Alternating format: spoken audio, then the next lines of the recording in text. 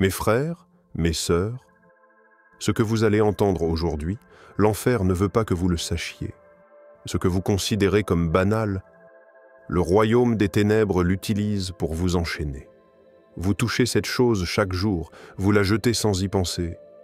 Et pourtant, c'est une clé spirituelle, un portail, une arme. Je parle de vos cheveux. Si vous êtes prêts à ouvrir les yeux sur ce que les sorciers savent déjà, restez jusqu'à la fin. Et avant d'aller plus loin, abonnez-vous à cette chaîne, likez cette vidéo et écrivez en commentaire « Je reprends possession de ma couronne spirituelle ». Car aujourd'hui, les chaînes tombent, et ce que l'ennemi a volé, vous allez le récupérer. 1. Les cheveux ne sont pas que physiques. Tu penses que ce sont juste des fils de kératine qui poussent sur ton crâne? Tu crois que c'est juste un style, une coiffure, une mode, un look du jour? Tu te trompes. Ce que tu appelles cheveux, le monde spirituel les appelle empreintes d'âme. Dans le royaume invisible, rien n'est décoratif.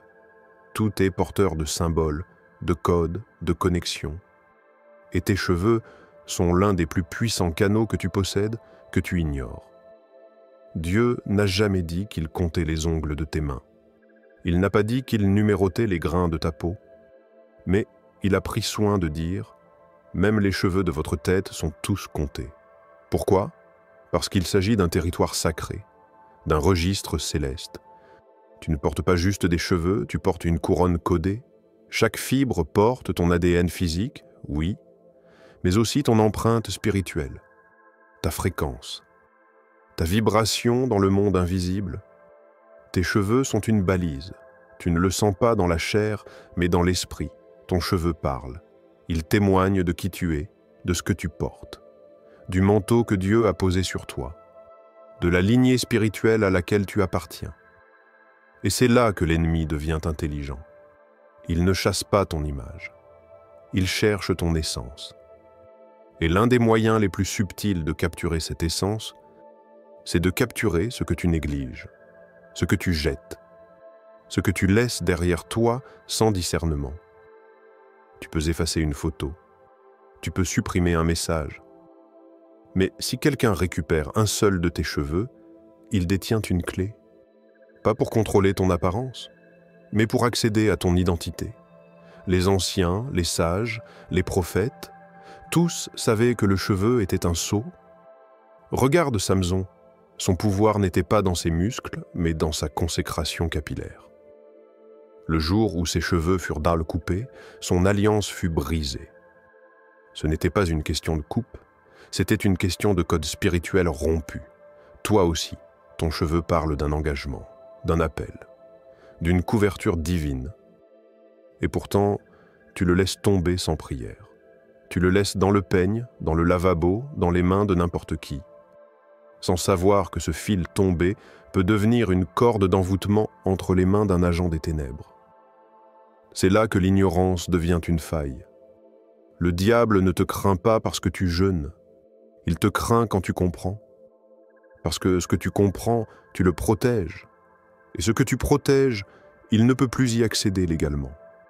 Ton cuir chevelu, c'est le lieu de l'onction. L'huile s'y déverse, le manteau s'y pose. Et pourtant, c'est aussi le lieu que l'ennemi veut toucher pour t'affaiblir sans te blesser. Pas de couteau, pas de poison, juste un cheveu, récupéré, détourné, lié à un autel qui parle contre toi. Les sorciers ne volent pas ton cœur. Ils prennent ta mèche. Et si tu ne comprends pas le langage de ce que tu perds, tu ne comprendras jamais la source de tes combats. Partie 2. Comment les ténèbres s'en servent. Imagine cette scène. Quelqu'un entre dans un salon de coiffure après toi. Il ramasse une mèche tombée au sol. Une mèche que tu as laissée sans penser. Il la glisse dans sa poche, l'air de rien. Et ce soir-là, ton nom est prononcé dans un lieu où ton corps n'est jamais allé. C'est ainsi que commencent les chaînes invisibles. Tu n'as rien senti, pas de frisson, pas d'alerte. Mais dans le monde de l'esprit, un point d'accès vient d'être ouvert, un portail a été créé. Et ce portail, c'est toi. Tu veux comprendre pourquoi tout bloque dans ta vie? Pourquoi certaines choses échappent à la logique, au naturel? Pourquoi tu rêves de serpents, de poursuites, d'eau stagnante? Pourquoi chaque fois qu'une opportunité arrive, elle s'effondre sans raison apparente? Tu es surveillé, tu es lié, tu es substitué. Avec un simple cheveu, les agents des ténèbres peuvent lier ton mariage avant même qu'il commence, ligoter ta carrière, tes finances, ton autorité spirituelle, te surveiller comme à travers une caméra occulte, traquant chacun de tes pas, substituer ta gloire contre leur honte, ton élan contre leur blocage. C'est comme si quelqu'un piratait ton âme, à distance, sans même avoir besoin de ton accord. Pourquoi? Parce que tu as négligé ce que Dieu avait sanctifié. Un cheveu abandonné devient un contrat spirituel silencieux. Ils n'ont pas besoin d'effusion de sang, pas besoin de te poignarder dans la vraie vie. Un seul point de contact suffit. Et les cheveux sont l'un des plus puissants vecteurs d'énergie spirituelle. C'est pourquoi les sorciers les préfèrent à tout autre objet. Ils les utilisent pour fabriquer des autels, pour invoquer des esprits familiers, pour établir un lien entre leur pouvoir et ta vie. Et pendant ce temps, tu vis avec un poids que tu ne comprends pas. Tu pries, mais les prières rebondissent. Tu jeûnes, mais les chaînes restent. Tu avances, mais chaque pas te coûte une bataille que tu ne vois pas. Tu crois que c'est le hasard? Tu crois que c'est la vie? Non. C'est une technologie spirituelle ancienne. Des femmes et des hommes tissent des fils entre toi et leurs autels. Et ils les nourrissent avec des incantations, des chants, des rituels nocturnes. Ils appellent ton nom pendant que tu dors. Ils appellent tes projets pendant que tu souris. Et toi, tu ne vois que les effets. La fatigue sans cause, la dépression venue de nulle part, la confusion constante, l'impression que quelque chose t'observe sans jamais se montrer. Voilà comment ils s'en servent. Ils ne t'attaquent pas toujours de face. Ils frappent à travers ce que tu as oublié, à travers ce que tu as donné sans le savoir. Ton cheveu devient leur point d'ancrage. Et tant que ce lien existe, ils manipulent les variables de ta vie. Ce n'est pas du cinéma. Ce n'est pas de la superstition. C'est la réalité des royaumes spirituels. Et pendant que tu l'ignores, eux, ils opèrent. 3. La porte ouverte, négligence. Tu n'as pas été maudit, tu n'as pas été visé par un rituel spectaculaire. Tu as juste été négligent. Tu ne t'es pas rendu compte du moment précis où ça a commencé. Tu n'as pas senti le tremblement. Tu n'as pas vu l'éclair. Tu as simplement laissé un cheveu tomber et ne l'as pas récupéré. C'était dans ce salon, sur ce coussin d'autel, dans cette brosse oubliée chez un ami. Ce jour-là, tu as laissé une partie de toi exposée. Et le royaume des ténèbres n'a besoin que de ça. Tu ne sais pas qui est entré après toi. Tu ne sais pas qui a ramassé ce cheveu. Tu ne sais pas quel esprit a été invoqué dessus. Tu dors paisiblement et pourtant, une prière est en train d'être prononcée contre toi. Et ce n'est pas ton nom qu'ils ont. C'est ton empreinte, ton lien, ton accès. Vois-tu, dans le monde spirituel, l'ignorance ne t'exempte pas des conséquences. Ce que tu traites avec légèreté, l'ennemi le traite avec stratégie. Tu as laissé un fragment de toi à découvert, et il en a fait une clé, une corde, un piège légal. Certains d'entre vous vivent avec des fuites spirituelles. Vous vous levez fatigué, vous priez sans feu, vous travaillez sans fruit. Et vous vous demandez pourquoi? Parce qu'une porte a été ouverte par toi. Quand tu autorises n'importe qui à toucher ta tête, tu ne sais pas ce qu'il porte. Peut-être une main douce mais remplie d'alliances occultes. Peut-être un sourire chaleureux, mais une langue qui chante des incantations pendant qu'elle tresse tes cheveux. Et tu laisses faire. Tu ris, tu bavardes, tu décompresses. Et pendant ce temps, une transaction spirituelle se réalise. Tu offres ta tête comme autel sans le savoir. Parce que tu crois que tout est naturel. Parce que tu crois que ce monde se limite à ce que tu vois. Mais écoute bien. La tête est le symbole de l'autorité. C'est là que Dieu verse l'huile. C'est là que repose la sagesse. C'est là que naissent les pensées. Et pourtant, tu l'offres sans filtre, sans prière, sans vigilance. Tu ne donnerais jamais ta carte bancaire à un inconnu, mais tu donnes ta tête. Tu donnes ton cheveu, tu donnes ton accès, et ensuite tu viens dire « Pourquoi je stagne ? Pourquoi je n'ai plus la paix ? Parce que tu as ouvert une porte invisible, que l'ennemi a traversée sans effort. Il n'a pas eu besoin de toquer. Tu l'as invité sans le savoir.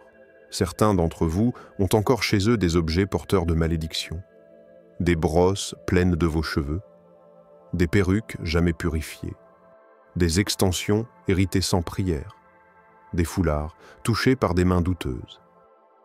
Et tant que ces objets existent, le lien demeure. Ne crois pas que parce que c'est discret, c'est sans danger. Ce qui est subtil est souvent le plus mortel. Tu veux des percées ?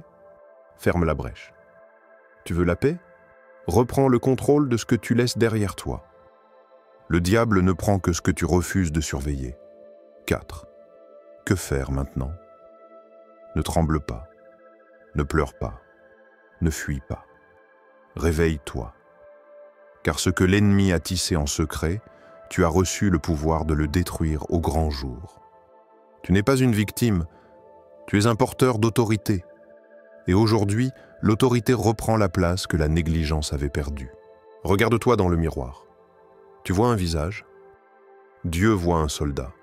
Tu vois des cheveux ? Le ciel voit une couronne spirituelle. Et ce qui a été pris sans ton consentement ? Tu vas le récupérer par la violence de la foi. Alors lève-toi, pas demain, maintenant. Première action, le feu. Tout cheveu qui est encore en ta possession et dont tu ignores la source, toute mèche oubliée dans une boîte, une trousse, une pochette, tu dois le brûler. Pas comme un geste symbolique, mais comme un acte de guerre spirituelle. Car ce que tu détruis physiquement ici, le ciel le consume dans l'invisible. Tu n'es pas en train de jeter des cheveux, tu es en train de fermer un autel. Deuxième action, l'onction. Prends de l'huile. Consacre-la dans la prière, pose-la sur ta tête. Et ne le fais pas à la légère, fais-le en déclarant. Fais-le avec autorité. Fais-le comme un roi qui reprend son trône. Dis que cette huile brise tout lien invisible, que mon cuir chevelu soit sanctifié, que ma tête soit scellée par l'onction du Très-Haut, que toute main étrangère, occulte ou impure soit repoussée par le feu de Dieu. Troisième action, la parole. La guerre spirituelle ne se gagne pas dans le silence. Elle se gagne avec la déclaration. La bouche fermée, c'est une épée rangée. Alors ouvre-la. Parle à haute voix. Crie si tu dois.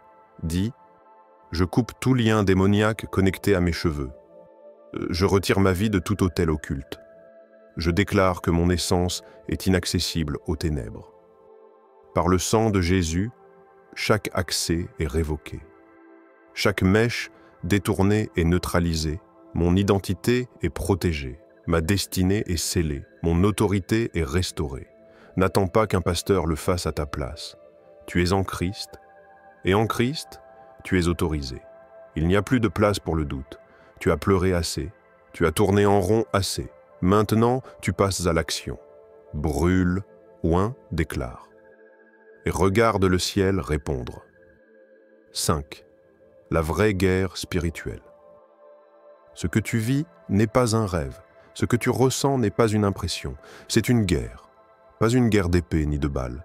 Pas une guerre qu'on voit à l'œil nu, mais une guerre plus ancienne que les royaumes, plus violente que les tempêtes. Une guerre pour ton âme, pour ta destinée, pour ton identité. Tu ne peux plus faire semblant. Tu ne peux plus vivre comme si de rien n'était. Car pendant que tu dors, des voix s'élèvent contre toi. Pendant que tu ris, des mains écrivent ton nom sur des parchemins sombres. Pendant que tu pries timidement, des sorciers frappent avec acharnement. Tu veux ignorer cette réalité ? Elle ne t'ignorera pas, car l'ennemi ne se repose pas. Il n'attend pas que tu sois prêt. Il attaque dans l'ombre. Il frappe dans les saisons de confort. Il vise ta tête, ta lignée, ton appel. Mais toi, tu as décidé de te lever. Tu refuses d'être une victime spirituelle. Tu refuses de subir ce que tu as reçu le pouvoir de dominer. Tu refuses d'être faible dans un monde qui exige la force de Dieu. Tu marches maintenant comme un guerrier éveillé, pas un soldat ordinaire, mais un soldat entouré de feu, de révélation, de lumière spirituelle. Tu n'as plus besoin de voir pour croire, tu sais, tu discernes, tu perçois, tu sens quand l'air devient lourd. Tu reconnais les silences qui ne viennent pas de Dieu. Tu n'attends plus les grands signes pour te battre. Tu as compris que l'ennemi travaille dans les détails, dans un cheveu laissé, dans une parole dite à la légère, dans une visite anodine. Mais aujourd'hui, tu inverses la stratégie. Tu ne subis plus l'invisible, tu le commandes. Tu ne crains plus la nuit, tu deviens une voix qui parle dans la nuit. Tu ne fuis plus les ténèbres, tu les fais reculer. Tu te tiens debout, non plus comme un simple croyant, mais comme un intendant du royaume, un porteur de sceaux, un marcheur de feu, un destructeur d'autels. Chaque pas que tu fais, c'est une terre que tu reprends. Chaque prière que tu lances, c'est une corde que tu coupes. Chaque déclaration que tu proclames, c'est une chaîne qui se brise. Tu es un fils du Très-Haut, une fille du Dieu redoutable dans les combats. Et ta guerre est juste, ta guerre est légitime, ta guerre est spirituelle. 6. Proclamation finale. Maintenant, lève-toi, pas seulement en esprit, mais en voix, en posture, en feu. Ce n'est plus le moment de rester silencieux. Ce n'est plus le moment d'observer passivement. C'est le moment de déclarer et tu ne murmures pas. Tu proclames avec puissance, avec foi, avec autorité. Répète après moi.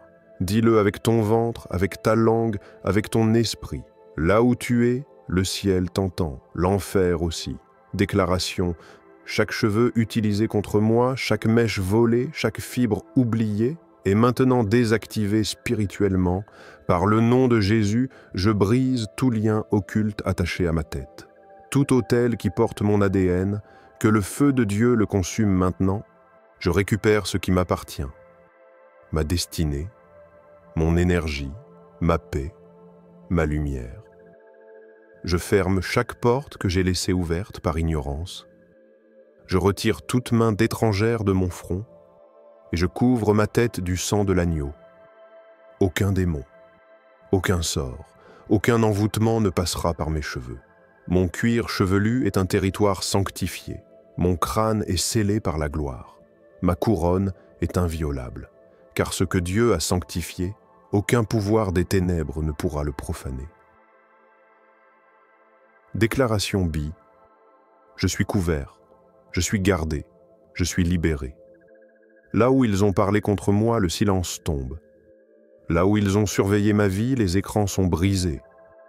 Là où ils ont essayé de me remplacer, le ciel m'a restauré. Je suis celui que Dieu a marqué.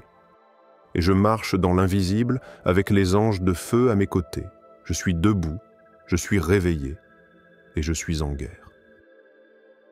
Ton cheveu est sacré. Ce n'est pas juste une matière, c'est une mémoire divine. Un fil céleste, une couronne invisible. Et désormais, plus personne ne mettra la main dessus sans passer par Dieu. Souviens-toi, ce n'est pas juste une mèche tombée par terre, c'est un fragment de ton autorité. Alors protège-le, sanctifie-le et marche dans ta victoire spirituelle.